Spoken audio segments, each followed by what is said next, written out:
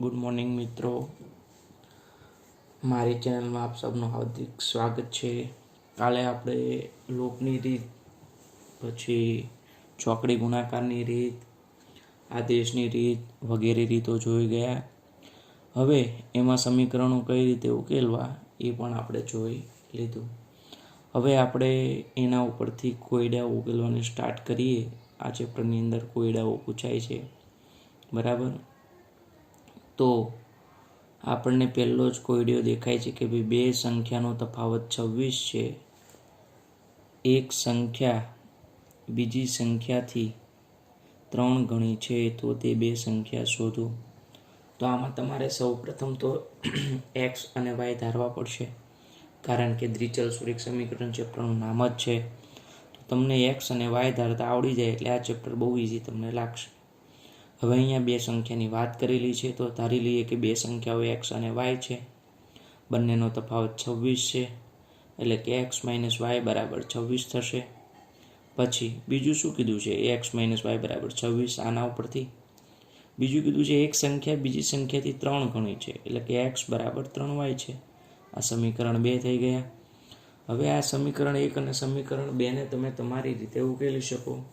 તો અહીંયા આપણને જોવાથી જ ખબર પડે છે કે બહુ એક્સ બરાબર 3y તમને સામેથી જ આપી દીધેલું છે, આદેશ લેવાય.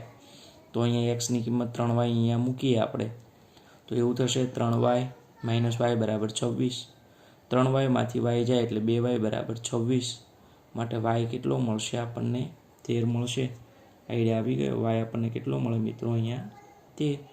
આ y બરાબર 13 આપણે આમાં મૂકીએ તો 13 ગુણ્યા 3 એટલે કેટલું થશે? 39. એટલે એક્સની કિંમત આપણને મળશે 39. એટલે બે સંખ્યા થઈ જશે 13 અને 39. આપણે ક્રોસ ચેક કરવું હોય તો બંનેનો તફાવત તમે લ્યો, 39માંથી 13 જાય તો 26 આવી ગયું. બીજું કે એક સંખ્યા બીજી સંખ્યા કરતાં 3 ગણી છે, એ પણ થઈ ગયું. ખ્યાલ આવી ગયો. હવે તમને કાલે જે મેં પ્રશ્નો આપ્યા હતા ઉકેલવાના, તો એ રીતે અહીંયા બીજા એક હોમવર્કની અંદર પ્રશ્નો છે, આને તમે ઉકેલી શકો કોઈ પણ રીત. ચોકડી ગુણાકારની રીત, લૂપની રીત. હવે અહીંયા આવું છે તો આની માટે તમારે સૌપ્રથમ 6 લસા લેવો પડશે. એટલે 3નો અહીંયા ગુણાકાર થશે, 2નો અહીંયા ગુણાકાર થશે, અને જે 6 વધે એનો અહીંયા ગુણાકાર થશે. અહીંયા 2નો અહીંયા ગુણાકાર થશે, 3નો અહીંયા ગુણાકાર થશે, અને 6નો અહીંયા ગુણાકાર થશે. લસા લેશો અને પછી બે સમીકરણ મળશે. એને તમે તમારી રીતે આદેશની રીત અથવા તો ચોકડી ગુણાકારની રીત અથવા તો લોપની રીતથી તમે ઉકેલી શકો. એની પછી આ બીજો પ્રશ્ન છે. આની અંદર તમારે બધાની અંદરથી પોઈન્ટ દૂર કરવાના રહેશે. અહીંથી પોઈન્ટ દૂર કરશો એટલે 2 આવશે, અહીંથી પોઈન્ટ દૂર કરશો એટલે 3 આવશે, અહીંથી પોઈન્ટ દૂર કરશો એટલે 13 આવશે. એ જ રીતે અહીંયા 4, 5 અને 23 આવશે. પોઈન્ટ દૂર થયા પછી બે સમીકરણો મળ્યા, એને તમે તમારી રીતે ઉકેલી શકો છો. હવે આપણે આગળ વધીએ તો બે પૂરક કોણો પૈકી, બરાબર, બે પૂરક કોણો પૈકી એક પૂરક કોણ મોટો ખૂણો નાના ખૂણા કરતા, જોજો ભાઈ અહીંયા શું કીધું છે? બે પૂરક કોણો પૈકી મોટો ખૂણો નાના ખૂણા કરતાં 18 ડિગ્રી મોટો જ હોય તો તે બે સંખ્યાઓ શોધવાની છે. હવે આની માટે તો તમારે સૌપ્રથમ તો પૂરક કોણોનો કન્સેપ્ટ જોઈએ. પૂરક કોણો તમે ભણી ગયા ધોરણ 9ની અંદર. ધોરણ 9ની અંદર તમે પૂરક કોણો ભણી ગયા. શું હતું પૂરક કોણો? તો જે બે ખૂણાનો સરવાળો 180 થાય એને શું કહે છે? પૂરક કોણો કહે છે. બસ, તો એની પરથી પહેલું સમીકરણ મળી જાય. આપણે ધારી લઈએ કે ધારો કે બે ખૂણાઓ જે છે એક્સ અને વાય છે, એમાં મોટો ખૂણાને એક્સ કીધું અને નાના ખૂણાને આપણે શું કીધું છે? વાય કીધું છે. બંને ખૂણાનો સરવાળો 180 થાય, કારણ કે પૂરક કોણો છે. બીજું, મોટો ખૂણો નાના ખૂણા કરતાં કેટલો વધારે છે? 18. તો અહીંયા આપણે મોટો ખૂણો કેટલો છે? એક્સ. નાનો ખૂણો કેટલો છે? વાય. આ 18 ઓછો એટલે આપણે 18 પ્લસ કરી દઈએ, બરાબર. એટલે એક્સ બરાબર શું થશે? Y plus 18. આને આપણે આપી દીધું સમીકરણ 2. સમીકરણ 1 અને સમીકરણ 2 બંનેને ઉકેલી તો અહીંયા પણ તમને દેખાય જ છે જોવાથી કે આ એક્સની કિંમત આમાં નાખવાથી આપણને વધારે પડતું ઇઝી પડશે. તો આ એક્સની કિંમત વાય પ્લસ 18 અહીંયા મૂકી દઈએ તો તો y પ્લસ 18 મૂકી દીધું. y પ્લસ y 2y થશે. 18 સામે આવશે. 180માંથી 18 જશે તો 162 આવશે. પછી 2 ભાગાકારમાં આવી જશે કેમ કે અહીંયા ગુણાકારમાં છે. 162 ભાગ્યા 2 એટલે કે 81 થઈ જશે. આ y બરાબર 81ની કિંમત આપણે સમીકરણ 2માં મૂકીએ તો આપણને મળી જશે એક્સની કિંમત. એટલે મોટો ખૂણો એક્સ ધારેલો છે તો મોટો ખૂણો આપણને મળશે 90. નાનો ખૂણો y ધાર્યો છે તો નાનો ખૂણો મળશે 81. બંને વચ્ચેનો તફાવત 18 થઈ ગયો અને બંનેનો સરવાળો પણ કેટલો થઈ ગયો 180.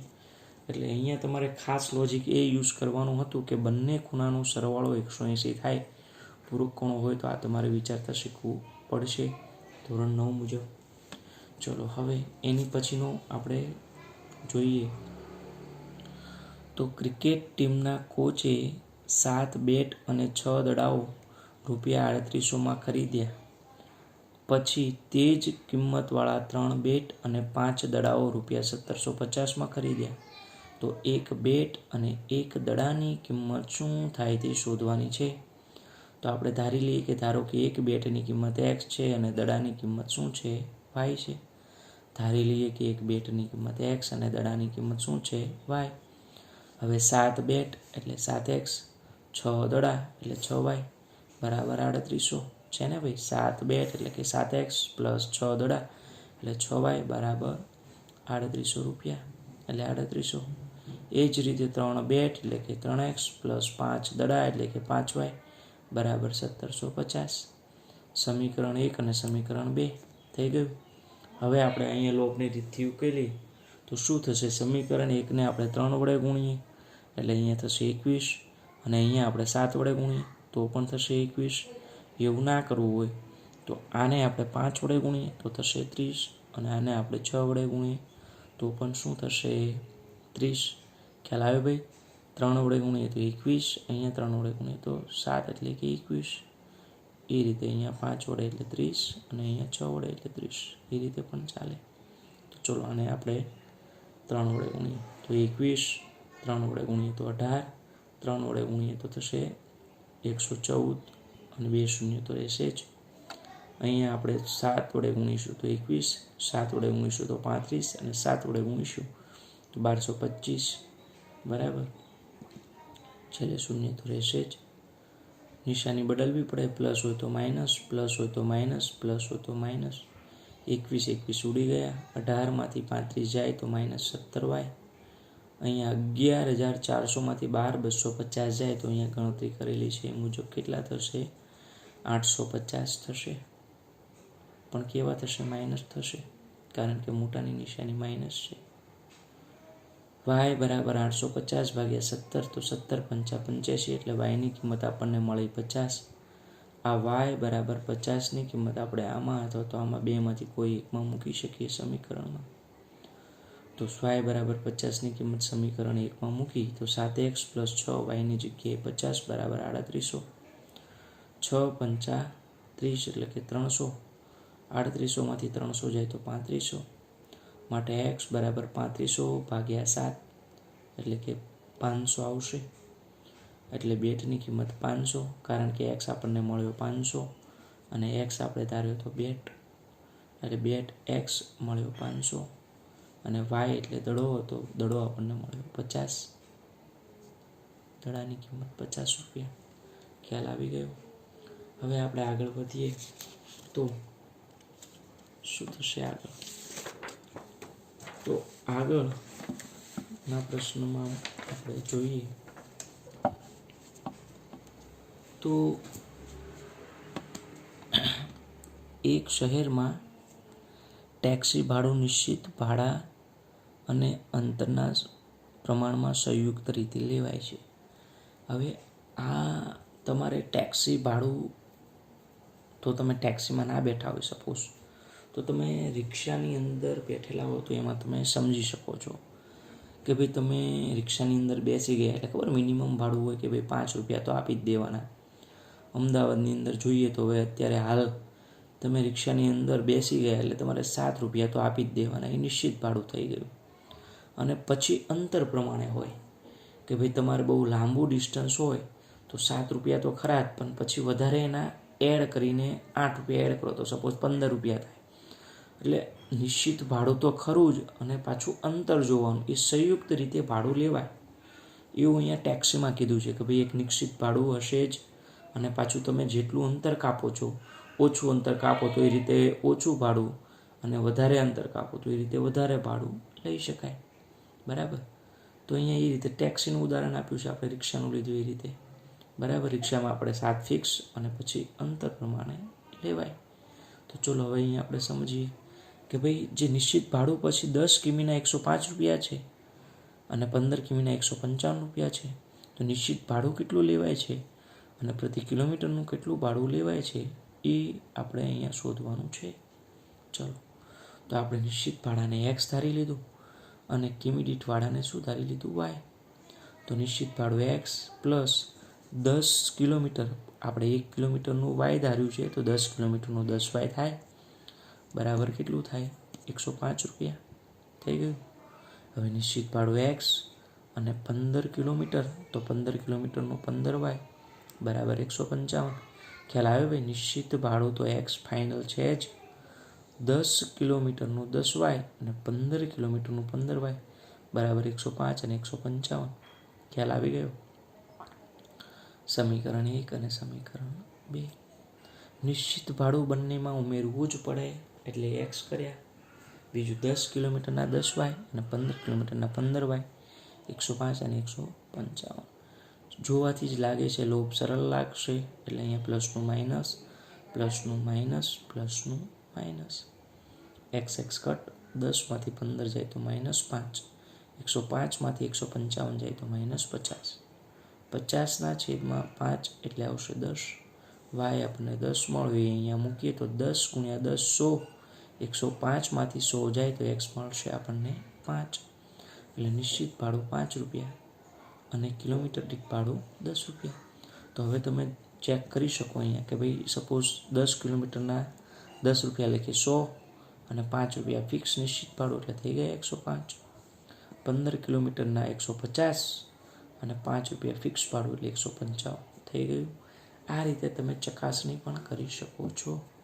ચલો હવે અહીંયા આપણે બીજો પ્રશ્ન જોવા જઈએ. એની પછી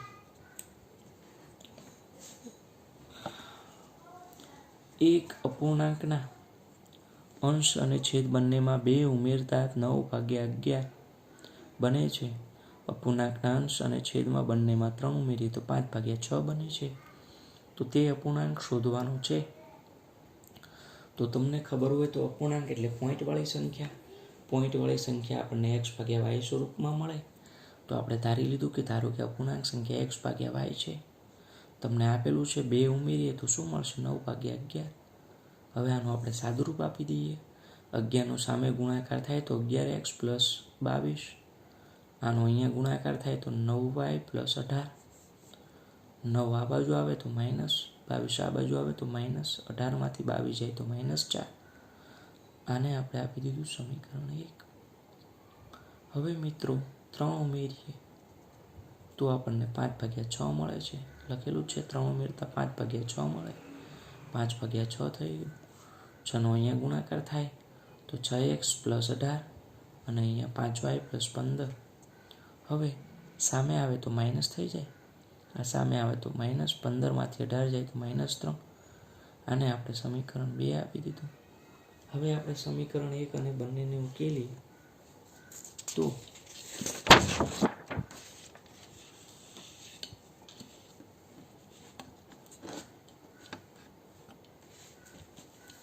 આ સમીકરણ 1 છે અને આ સમીકરણ 2 છે.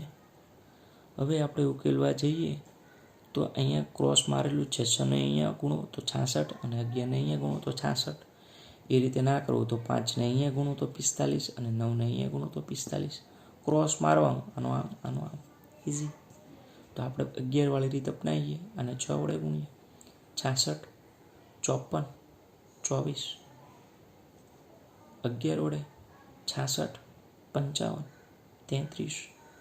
નિશાની બદલી, પ્લસની માઇનસ, માઇનસની પ્લસ, માઇનસની પ્લસ, કેન્સલ થઈ ગયા. +66 - 66 +55 માંથી 54 જાય તો વાય, +33 માંથી 24 જાય તો 9.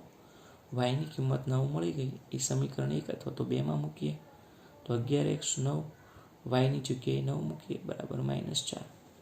વાયની જગ્યાએ 9 મુકાઈ ગયું. 90 81, 81 આ બાજુ આવે તો 81 માંથી 4 જાય તો 77, માટે 11x બરાબર 77. તો x બરાબર 77 માંથી 11 જાય તો 7. આ તમને મળી ગયો x બરાબર, અને અહીંયા મળ્યું તો y. તો અપૂર્ણાંક શું મળશે? x ભાગ્યા y, એટલે કે 7 ભાગ્યા 9 મળે બરાબર. આ ભૂલ કરી લાગે છે, ખ્યાલ આવે? x ભાગ્યા y એટલે x આપણને મળ્યો તો 7 અને y આપણને કેટલો મળ્યો છે ભાઈ? 9. સુધારી દઈએ અહીંયા 7 ભાગ્યા 9. ચલો હવે ચેક કરો તમે. 2 ઉમેરો તો 9 ભાગ્યા 11. પ્રશ્નમાં હતું ને 9 ભાગ્યા 11. અને 3 ઉમેરો તો 10 અને અહીંયા 12 એટલે કે 5 ભાગ્યા 6 થઈ ગયું છે. ક્રોસ વેરીફાઈ થઈ જાય. આ રીતે કરો તો તમારો આન્સર ક્યારેય ખોટો પડશે નહીં. આજનો આપણો હવે છેલ્લો પ્રશ્ન જોઈ લઈએ. તો તમને શું કીધું છે? 5 વર્ષ પછી જેકબની ઉંમર તેના પુત્રની ઉંમરથી 3 ગણી હશે. તો આમાં તમારે પુત્ર અને જેકબ એને એક્સ અને વાય ધારવો પડશે. તો ધારી લીધું કે ધારો કે જેકબની ઉંમર એક્સ છે, પુત્રની ઉંમર વાય છે. 2 વસ્તુની વાત કરશે આ ચેપ્ટરમાં. એ 2 વસ્તુને તમારે એક્સ અને વાય ધારવાની, એટલે દ્વિચલ-સુરેખ સમીકરણ બની જાય. પછી એને તમે ઉકેલો એટલે પ્રશ્ન થઈ જાય પૂરા. આખા ચેપ્ટરમાં આવું જ છે. કોઈ પણ 2 વસ્તુ આપે એને તમે એક્સ વાય ધારીને સમીકરણ બનાવો. એ સમીકરણ તમે સોલ્વ કરો અને આન્સર મળી જાય. બસ આ ચેપ્ટરમાં આવું છે. મેન વસ્તુ તમને સમીકરણ બનાવતા આવડવી જોઈએ. અહીંયા જેકબની વાત કરી હતી તો જેકબને આપણે એક્સ ધાર્યો અને પુત્રને આપણે ધારી લીધો વાય. હવે કીધું 5 વર્ષ પછી જેકબની ઉંમર પુત્રની ઉંમર કરતાં 3 ગણી છે. તો 5 વર્ષ પછી x + 5 થાય. 5 વર્ષ પછી એટલે 5 ઉમેરવા પડે. હાલની ઉંમર છે તો 5 ઉમેર્યા જેકબમાં, અને પુત્રમાં પણ 5 ઉમેર્યા. જો બંનેમાં 5 ઉમેરવાના, કેમ કે બંનેમાં હાલ એક્સ વાય છે. તો 5 વર્ષ પછી 5 થાય. જેકબની ઉંમર કરતાં પુત્રની ઉંમર 3 ગણી છે. સાદું રૂપ આપો તો 3y + 15, સામે જાય તો માઇનસ, આ બાજુ આવે તો 10. સમીકરણ 1. હવે 5 વર્ષ પહેલાં જેકબની ઉંમર તેના પુત્રની ઉંમરથી 7 ગણી હતી. તો 5 વર્ષ પહેલાં એટલે x - 5 અને અહીંયા y - 5, 7 ગણી છે એટલે 7 થઈ ગયું. x - 5 અને અહીંયા y - 5, કારણ કે 5 વર્ષ પહેલાંની વાત કરી છે. 5 વર્ષ પહેલાં એટલે -5 થાય. 7 ગણી એટલે અહીંયા 7 કર્યું. 7y અહીંયા -35 બરાબર. 7 આ બાજુ આવે તો માઇનસ થાય, આ બાજુ આવે તો પ્લસ, એટલે 30. સમીકરણ 2 થઈ ગયા. સમીકરણ 1 અહીંયા અને સમીકરણ 2 અહીંયા મૂકીને સોલ્વ કરીએ. ડાયરેક્ટ આપણને લોપ ઇઝી પડે છે તો નિશાની બદલીએ. પ્લસની માઇનસ, માઇનસની પ્લસ, માઇનસની પ્લસ. 7માંથી 3 જાય તો 4, 30માંથી 10 જાય તો 30 અને 10 40. એટલે y બરાબર 40/4 એટલે કે 10. y આપણને મળ્યો 10. આ y બરાબર 10ની કિંમત આપણે આમાં મૂકીએ તો 10 તેરી 30. આ સામે આવશે તો 40, કેમ કે 30 + 10 40. એટલે જેકબની ઉંમર થઈ ગઈ 40 અને પુત્રની ઉંમર થઈ ગઈ 10. તમે ચેક કરો તો 5 વર્ષ પછી આ 45 થાય, 5 વર્ષ પછી આ 15 થાય. 15 તેરી 45 થઈ ગયું. 5 વર્ષ પહેલાં એટલે 35 અને 5 વર્ષ પહેલાં એટલે 5, 5 + 35 થઈ ગયું છે. આ રીતે તમે ચેક પણ કરી શકો છો. તો નમસ્તે મિત્રો, આવજો. બસ આજે આપણે એટલું રાખીએ છીએ.